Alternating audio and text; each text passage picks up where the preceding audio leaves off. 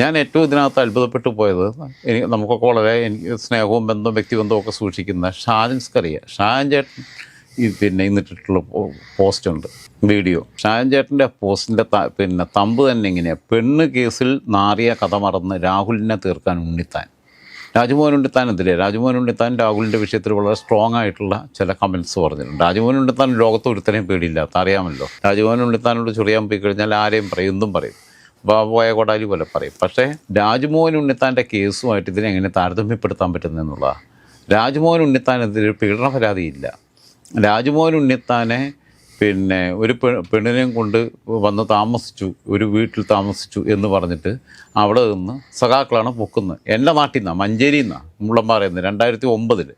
2009 ഈ സംഭവം ഉണ്ടായപ്പം അതിനകത്ത് എന്താണ് ഇത്ര വലിയ കുഴപ്പമുള്ളത്? ഇനിയിപ്പോൾ ഒരാണും പെണ്ണും കൂടെ ഒരുമിച്ച് താമസിച്ചാൽ അവർ തമ്മിൽ ഇത് തന്നെ അവിഹിതം തന്നെയാണെന്നുള്ള ഷാജൻ ചേട്ടനെ പോലെ ഒരാൾ പറയുമ്പോൾ എനിക്ക് വലിയ പ്രശ്നം തോന്നിയിട്ടുണ്ട്, പ്രയാസം തോന്നിയിട്ടുണ്ട്. കാരണം പുള്ളിയെ കുറച്ചുകൂടെ ഉയർന്ന രീതിയിൽ ചിന്തിക്കുന്ന ഒരാളെന്നുള്ള രീതിയിലാണ് നമ്മൾ ആ വ്യക്തിബന്ധം സൂക്ഷിക്കുന്നത്.